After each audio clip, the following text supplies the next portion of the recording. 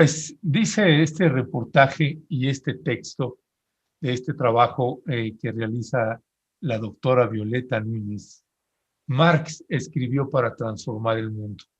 A 203 años de su nacimiento, es decir, este próximo 5 de mayo, mañana, es el 203 años del nacimiento de Karl Marx, Carlitos Marx. Vamos a ver este breve reportaje y regresamos con la doctora Violeta Núñez, que ya se encuentra con nosotros.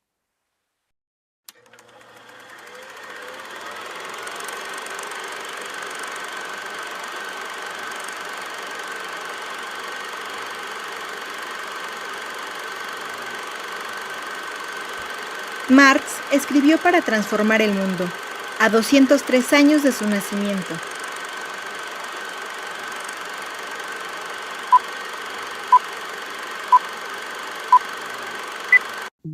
Los filósofos no han hecho más que interpretar de diversos modos el mundo, pero de lo que se trata es de transformarlo. Se enuncia en la tesis 11, escrita por el filósofo alemán Karl Marx y publicada por Friedrich Engels en las tesis sobre Feuerbach.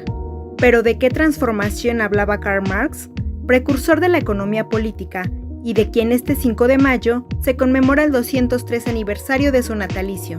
Pregunta Violeta Núñez, profesora investigadora de la UAM Xochimilco.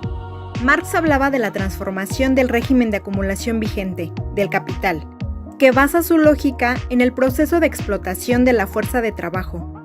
Un proceso que describió en el capítulo 6 del Capital, libro 1, y que también se puede encontrar en el artículo Necropolítica y Recursos Naturales de la profesora Violeta Núñez.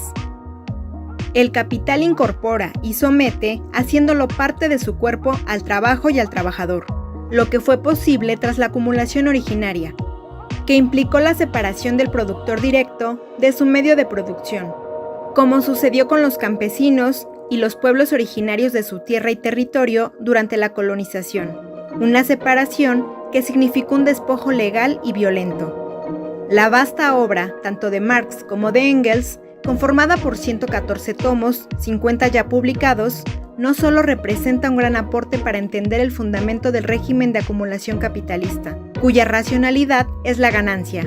Además fue escrita para la transformación, para terminar con esta relación dominante, en particular con el proceso de explotación de la fuerza de trabajo, con la expropiación y apropiación de la propiedad y de los bienes comunes, entre otros. Violeta Núñez enfatiza que estas obras no se escribieron desde la contemplación, sino desde la lucha y la praxis, en la defensa férrea que realizaba de quienes eran declarados culpables de robo al recoger leña suelta en propiedad privada para sobrevivir. Una propiedad privada que, por cierto, antes había sido un bien común, al igual que la leña. Marx también señalaba que en el capital, la generación de riqueza implica el despojo y empobrecimiento de grandes sectores de la población. Esto sigue siendo vigente, ya que hay hombres que concentran grandes fortunas, entre los que la investigadora enlista a los dueños de Amazon, Tesla, Louis Vuitton y Microsoft. Cada uno posee más de 100,000 millones de dólares según Forbes. Mientras que hay 820 millones de personas que padecen hambre, de acuerdo con la Organización de las Naciones Unidas. Millones de ellos se van a dormir sin haber comido algo en el día, aunque paradójicamente todos los días se tiran miles de toneladas de comida en el mundo. De acuerdo con la Organización de las Naciones Unidas para la Alimentación y la Agricultura, unos 1.300 millones de toneladas de comida producida para el consumo humano, o un tercio del total, termina en vertederos. Además, hasta el 2020, el Banco Mundial estimó que hay 729 millones de personas en pobreza extrema. Todo esto forma parte de la concentración y centralización del capital. Hoy, la historia le da la razón al análisis de Marx. En 2018, Oxfam documentó que el 1% de la población acaparó el 82% de la riqueza generada durante un año. En el caso de México, aproximadamente el 59% de la riqueza se concentra únicamente en el 10% de la población. En este sentido, la doctora Violeta Núñez plantea que más allá de estar o no de acuerdo en términos ideológicos con el pensamiento de Marx, habría que preguntarnos si ya no es necesaria la transformación de algunos de los elementos abordados en su obra, que además de ser característicos del capital, algunos podrían agudizarse, entre ellos la explotación, el despojo, la violencia, la concentración y centralización del capital, la pobreza, la miseria y la desigualdad. ¿Qué hay de los miles de mineros que entran a los socavones de las minas o están expuestos a los químicos extremos, como el cianuro, en la minería a cielo abierto, a laborar hasta 2 turnos para sobrevivir? Ellos dirían que el cambio del que hablaba Marx, además de estar pendiente, es urgente y necesario. ¿Qué dirían los mineros de pasta de conchos, quienes murieron trabajando en la madrugada, tampoco por gusto, sino porque no tenían otra opción? ¿O los miles de niños que en la República Democrática del Congo viven en las peores condiciones al inhalar polvos tóxicos debido a la extracción del coltán para los aparatos electrónicos? También sostendrían que la transformación es justa y necesaria. Conoce todos los detalles del artículo de Violeta Núñez en www.rompeviento.tv.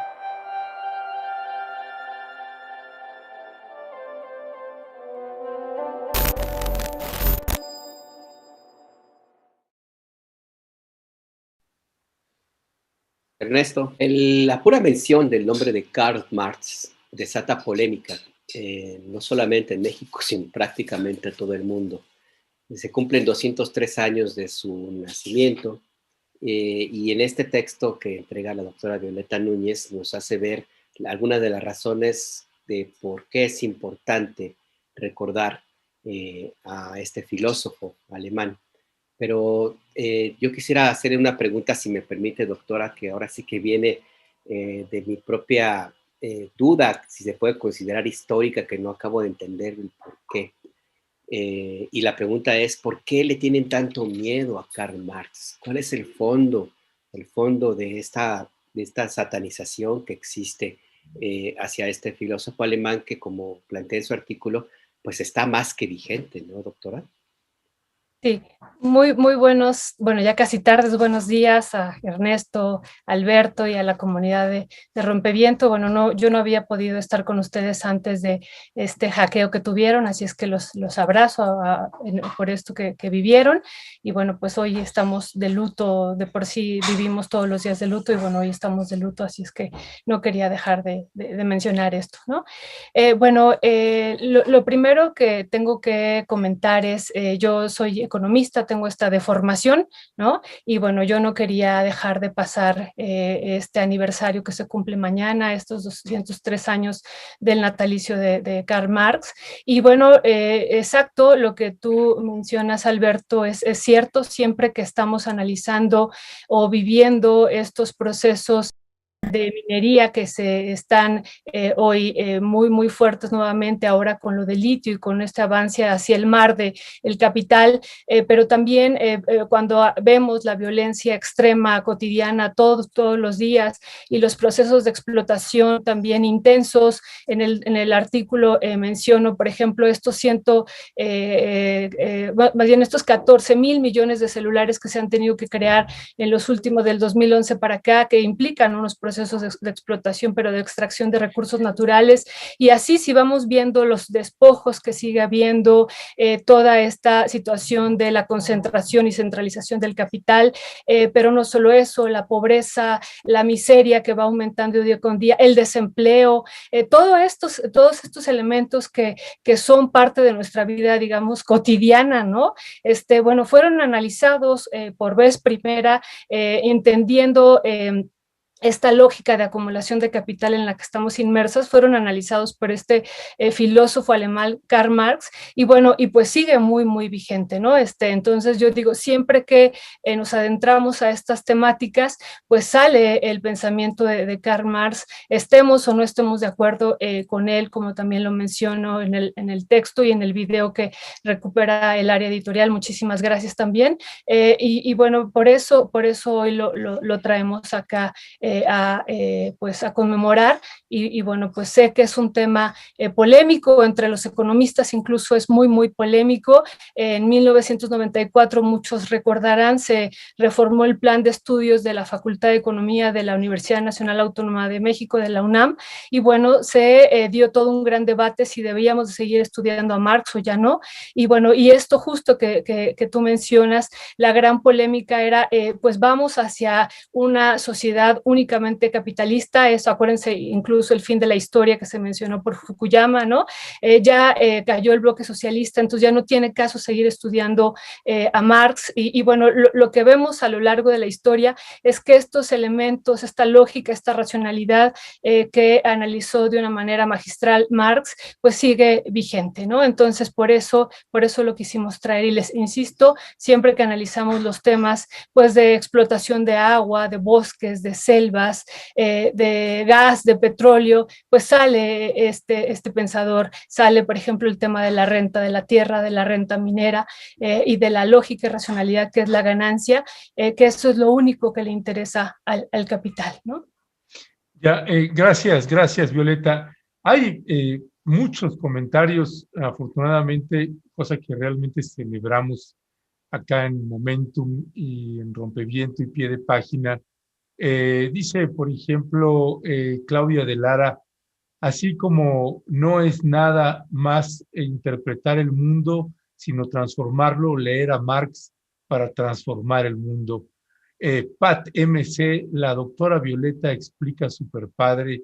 Ninel Silva, en mis clases doctorales denigraron el pensamiento de Marx y me encanta el manejo que la doctora tiene, así como Dussel y otros. Dice también María Lara, Goldsmith, incursión en la... Ah, no, bueno, este es sobre otro tema. Adriana Vázquez, me encanta escuchar a la doctora Violeta, gran trabajo el que realiza. María Magdalena Cuevas, hola, en el CCH Sur conocí y leí El Capital, libro de Karl Marx. Santiago R., el socialismo se estudia muy poco en la educación básica. En fin, May Fin, en inicios de la Revolución Industrial, los niños ataban con cadenas a las máquinas, no de gratis, surgió Marx. En fin, hay una suerte de comentarios que en ese terror que no solamente para sectores de la población, particularmente los sectores poderosos, sino Karl Marx, este filósofo, activista, militante, en fin, todo lo que como uno quiere etiquetar a este personaje, pues se convirtió también en un símbolo de la hegemonía del gran capital, del capitalismo, en el símbolo satanizado de lo que implicaba una corriente y un pensamiento como el de Karl Marx.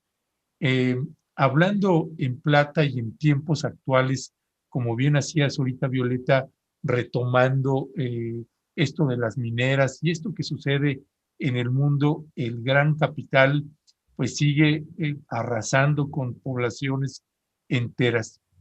Y yo quisiera intentar aterrizarlo en lo que toca a México.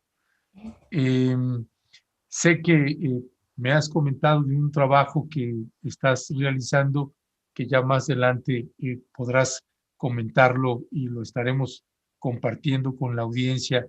Pero más allá de que lleguemos a ese punto, Violeta, eh, pensando en el modelo actual que tenemos en México con el gobierno de Andrés Manuel López Obrador, que es una complejidad que tienen pues, muchísimos economistas y gente del público en general, la gente de la academia como en la que tú te mueves, pues es difícil catalogar cuál es el modelo económico que emplea el presidente Andrés Manuel López Obrador, más allá de que después vayamos a platicar esto a gran profundidad con un trabajo que estás haciendo, cómo leer, cómo interpretar vagamente o someramente este tema, Violeta Núñez.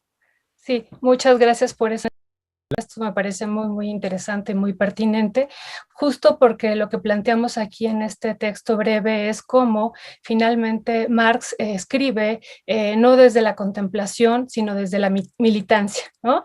Y una militancia muy, muy sentida y preocupada por los pobres, ¿no? Incluso ahí acudimos a la Gaceta Renana, como desde el Marx joven, ¿no? Cuando era joven él pues se manifiesta incluso en contra de todas estas acusaciones a las poblaciones campesinas pobres que recogían leña y que por recoger la leña en una propiedad que antes era común y que después se privatiza en este proceso de acumulación originaria y los bienes comunes pasan a ser privados, bueno, pues son juzgados, encarcelados, maltratados y bueno, entonces esta preocupación permanente que va a estar por esta pobreza, por ejemplo, en el capital, en la Ley General de Acumulación Capitalista, donde se describe también de una manera muy, muy importante cómo la riqueza capitalista va generando una gran cantidad de miseria, es decir, a mayor riqueza, mayor miseria, bueno, va a ser una preocupación permanente, ¿no? Se va a escribir estas obras, no solamente es el Capital sabemos que son 3 tomos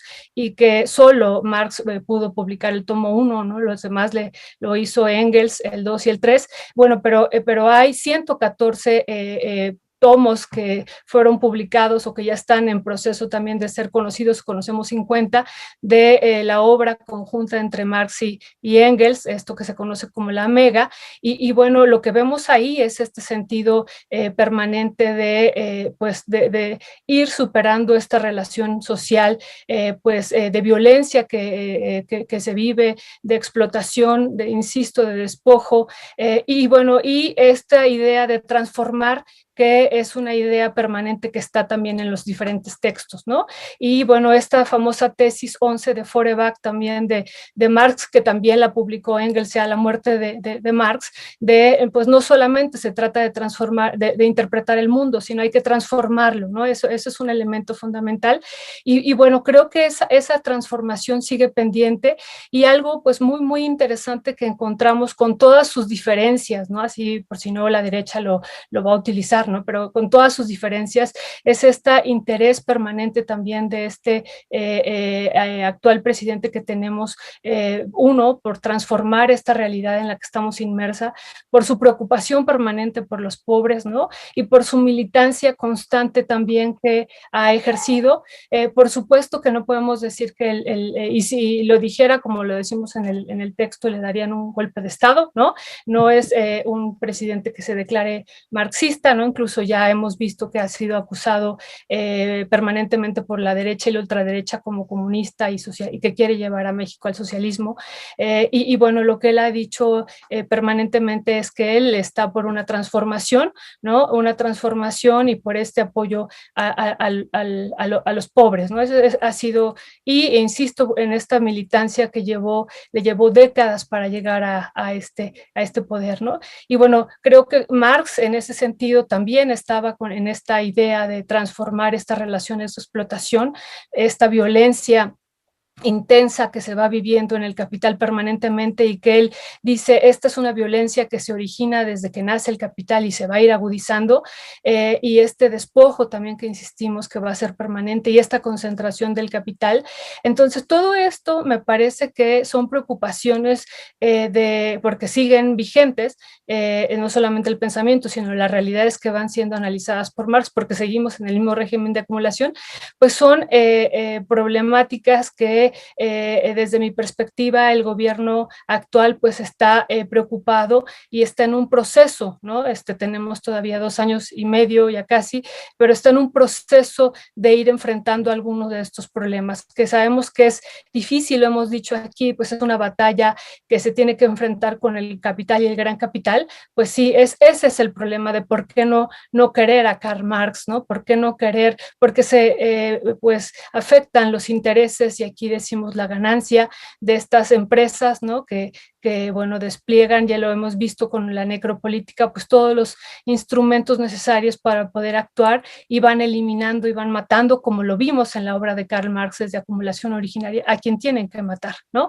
Y eso sigue. Eso sigue, esa es la gran preocupación y pues por eso quisimos aquí también decir, no dejamos que pase un aniversario de su natalicio porque este análisis y estas realidades que están descritas insisto, no solo en la obra del Capital, sino en estos textos que mencionamos aquí en este artículo, en el capítulo sexto inédito, que no pertenece finalmente al Capital, sino que se quedó fuera del Capital, pero que ahí describen cómo este capital va incorporando y sometiendo, subsumiendo todos los elementos, entre ellos al trabajo, al trabajador, a los territorios, todo lo que les sea necesario para seguir con su lógica de acumulación.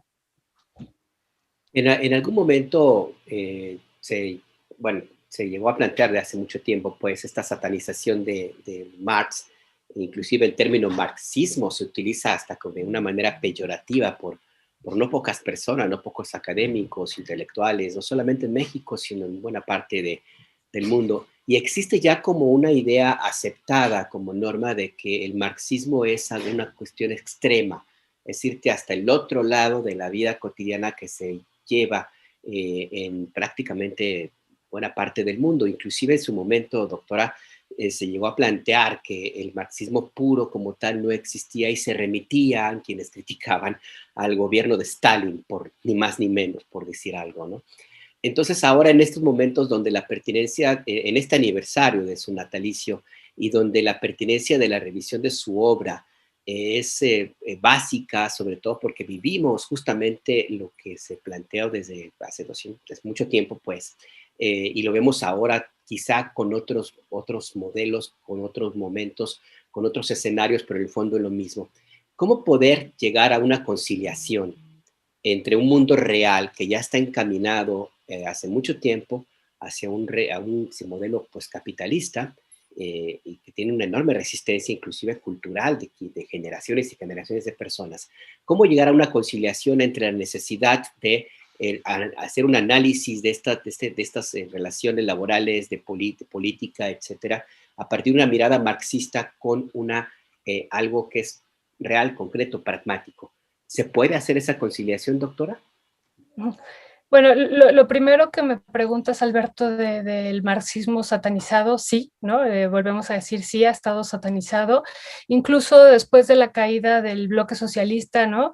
Se declaró muerto el marxismo. Sin embargo, y lo que decía hace rato, el fin de la historia y el predominio del régimen de acumulación capitalista, ¿no? Desaparece este segundo mundo, pero emerge el tercer mundo de una manera, digamos, donde se agudizan estos elementos que fueron descritos por Marx, ¿no? Y bueno, y entonces pues realmente una vez que se declara que el marxismo ha muerto, pues empezamos a ver ya en esta fase de este capitalismo neoliberal, pues la agudización de todos estos elementos que ya habían sido delineados y que, insisto, se había declarado por Marx que se tendía hacia su agudización. Y bueno, eso fue lo que vimos, ¿no? Esta, por ejemplo, concentración inmensa de la riqueza, esta situación que Piketty describe o que el secretario de Hacienda hace unas semanas dijo, ¿no? El 59% de la riqueza de esta nación está en manos del 10% de la población. Y bueno, México es una de las naciones más desiguales del mundo, él señaló. Y bueno, pero el mundo también ha tendido a esta desigualdad. Y bueno, pues entonces esta situación de haber declarado al marxismo muerto, pues se tuvo y las circunstancias afortunadamente así lo han evidenciado, pues nuevamente que recurrir como una necesidad también de entender este régimen de acumulación capitalista y ver cómo se puede ir modificando algunas de estas situaciones. Y bueno, pues entiendo, por ejemplo, esto que tú mencionas, cómo este planteamiento podría ser leído como un planteamiento radical, entendido en el sentido de radical como raíz, ¿no? De querer, era el propósito de estos militantes y pensadores comunistas de transformar esta realidad de raíz, ¿no? Es a quitar, por ejemplo, la violencia, el despojo, todo esto que decimos, la explotación, ¿no? Si somos conscientes de lo que significa el concepto de explotación, de enajenación, de fetichización, ¿no? Pues nos vamos a dar cuenta que vivimos en un permanente robo, ¿no? O sea, siempre, constantemente, y cuando entendemos eso, pues me parece que entendemos mucho cuál es la base y la lógica de acumulación de este sistema. Y bueno, pues varios compañeros, colegas muy atinadamente han dicho, pues todos los hombres y mujeres que habitamos en este régimen de acumulación capitalista, deberíamos de leer a Marx, estemos o no estemos de acuerdo, porque entenderíamos cuál es, insisto, esta fundamentación en la que estamos inmersos, teórica e histórica, ¿no? Y entenderíamos, por ejemplo, muchos de los elementos que ahí se me parece preocupante de esta violencia que va creciendo día con día, ¿no? Y que uno diría, bueno, vamos a invertir más en la milicia, vamos a invertir más en esto, en armas, pero bueno, lo que entendemos es que es un elemento inherente al capital, esta violencia, es una violencia estructural, y bueno, y el capital la utiliza, la resignifica y la constantemente, y pues le va haciendo funcional, ¿no? Entonces, por eso esta violencia hemos visto que ha ido creciendo. Entonces, pues todos estos elementos, insisto, me parece que a pesar de que este pensador y otros, ¿no?, que están cercanos a él, pues han sido satanizados, pues hoy más que nunca todos tendríamos que estar estudiándolo para entender en qué se basa este sistema en el que estamos inmersos, ¿no? Incluso qué es, ¿no? Yo siempre les hago la pregunta a los estudiantes de la UAM, que son extraordinariamente brillantes e inteligentes, ¿no? Siempre les hago la pregunta, ¿qué es el capital? Y nos cuesta trabajo responderlo, ¿no? Entonces muchos empiezan a decir, pues es el dinero, ¿no? Es la parte financiera, ¿no? Y bueno, no entendemos que es una relación social, a veces nos cuesta un poco de trabajo porque estamos tan inmersos, ¿no? Que se base en esto que decimos, en esta explotación que implica un robo, ¿no? Un robo permanente, y bueno, pues yo nada más, un robo, un maltrato, un despojo, y bueno, yo en el artículo pongo ahí, hay que preguntar, hay que analizar, por ejemplo, el caso de los más de 400,000 niños en el Congo que están extrayendo el coltan para los celulares, pues, cuáles son sus realidades, ¿no? O, por ejemplo, esto que ocurrió, que ya lo hemos mencionado varias veces, que ustedes lo han tratado aquí, en Pasta de Conchos, ¿no? Una explosión en una mina de carbón a las 2 de la mañana, a las 2 de la mañana uno diría, ¿cómo, no? Bueno, el capital pues finalmente no cesa, no para, este proceso no se detiene nunca, y bueno, pues esta explosión ocurrió en la madrugada, y bueno, pues ahí los mineros no estaban ahí por gusto, ¿no? Entonces, pues estas son las realidades, o esto que les decía hace ratito, los 14,000 millones de celulares que se han producido, se han vendido, no se han creado, que se han vendido, porque se han creado más de 2011 a la fecha, pues bueno, implica esto que estamos diciendo, ir hacia los territorios, tener recursos naturales disponibles, sea como sea, ¿no? Hemos dicho, de donde sea y como sea, ¿no? Por eso vuelvo a repetir, avanzan hacia estos espacios hoy de los fondos marinos y otros, haya o no haya comunidades, ¿no? Y bueno, pues esto realmente es algo que todos tendríamos que estar poniendo la mira y estudiando, e insisto, más allá de decir si estamos o no de acuerdo, pues analizar este régimen en el que estamos metidos, y probablemente tendríamos más elementos para su proceso de transformación.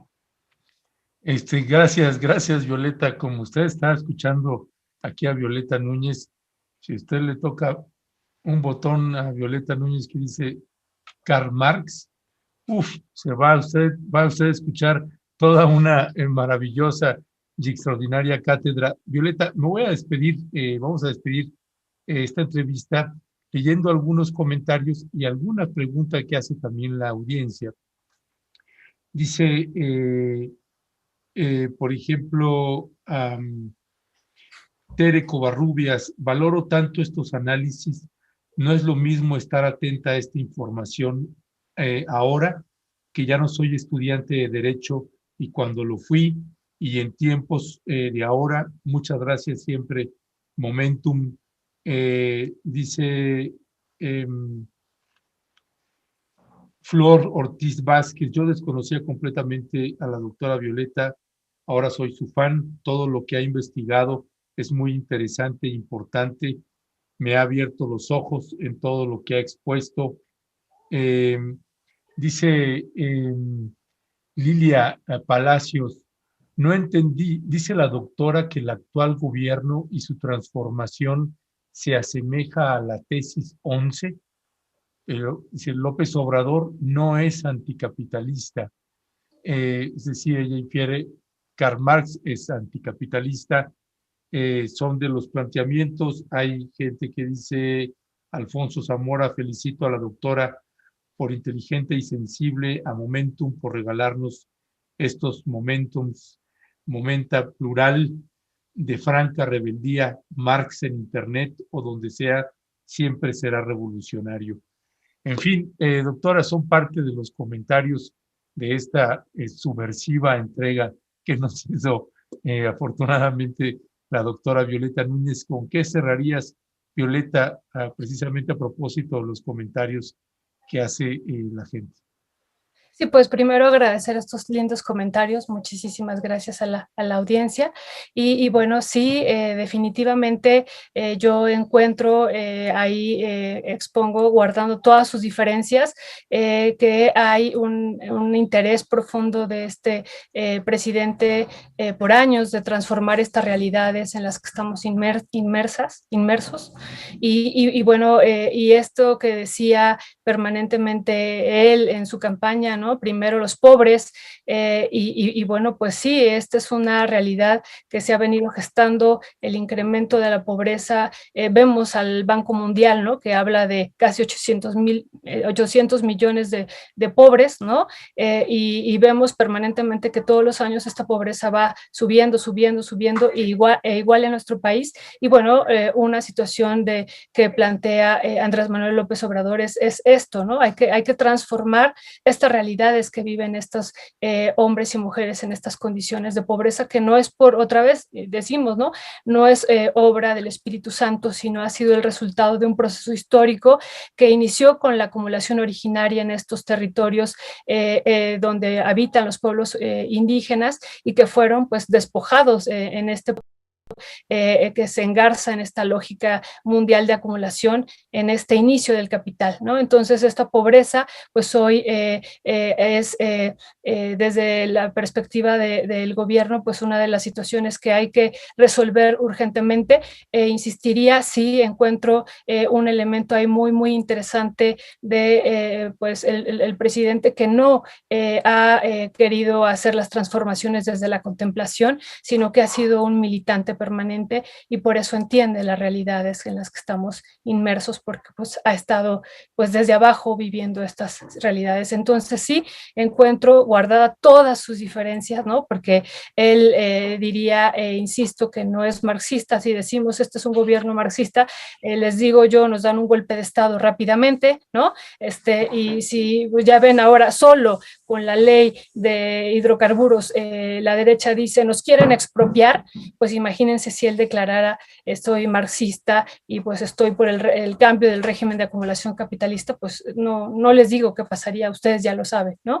Entonces, pero me parece que sí hay elementos ahí muy importantes de esta tesis 11 de Feuerbach, ¿no? De pues lo importante es transformar el mundo, no solo interpretarlo, y me parece que eso lo ha hecho permanentemente este presidente, no quiero hablar del gobierno, pero de este presidente en particular, que ha sido un militante histórico y ha tenido una lucha constante por los pobres. Sí, es parte del análisis que se hace sobre este gobierno del presidente Andrés Manuel López Obrador, la realidad de México, la realidad del mundo. Antes de cerrar, hay un comentario que le quiero compartir, doctora. Dice Mar Inet, así su nombre, su nickname. Dice, quiero ser periodista por Daniela Pastrana y economista por Violeta Núñez. Gracias. Así es. Sí. No, pues qué lindo comentario. Muchísimas gracias, con todo el corazón. Al contrario, muchas gracias, doctora. Y ya le estaremos anunciando también Rompevientos TV. Estamos ahí en pláticas con precisamente Violeta Núñez, porque vamos a presentar una serie de programas especiales que tiene que ver precisamente con el modelo económico del gobierno de Andrés Manuel López Obrador. Todavía le falta un pedacito, pero estaremos presentándole esto próximamente. Ya le avisaremos, pero nos parece por demás pertinente porque pues no hay gobierno que se escape de contradicciones y de contrastes, así como se encuentra usted o encuentra la doctora Violeta Núñez, pues algunas venas de este capítulo 11, pues bueno, también pues tiene otras vertientes pues de un modelo pues capitalista o un modelo neoliberal. También este propio gobierno de Andrés Manuel López Obrador son este tipo de contrastes que más allá de estar diciendo está bien o está mal, es tratar de entenderlo. Y eso es lo que pues está tratando ahí la doctora con un proyecto que ya le estaremos platicando próximamente de qué va. Por lo pronto, Violeta, yo te despediría con otro comentario que me parece también pues un de esos comentarios que uno pues le gusta despedir un programa así. Dice Aquaman, ese es su nickname. Eh, la doctora Violeta Núñez es ejemplar cuando la academia sirve para servir a la comunidad. Gran ejemplo para esos académicos que solo se vanaglorian con su saber. Gracias, Momentum. Gracias, doctora Violeta Núñez. Pues gracias Violeta. Te mandamos un fuerte abrazo. Le invitamos en un ratito más va a estar este reportaje audiovisual ya subido en la página de Rompeviento TV y el artículo de opinión precisamente ya amplio también en unos minutos más estará subido en nuestra página para que usted, y lo estaremos moviendo también en redes sociales para que usted acceda. Así que, Violeta Núñez, muchas gracias. Buena tarde. Muchísimas gracias, Ernesto, Alberto, y pues un abrazo a toda la audiencia y gracias al equipo editorial. Gracias. Hasta luego, doctora. Gracias. Gracias.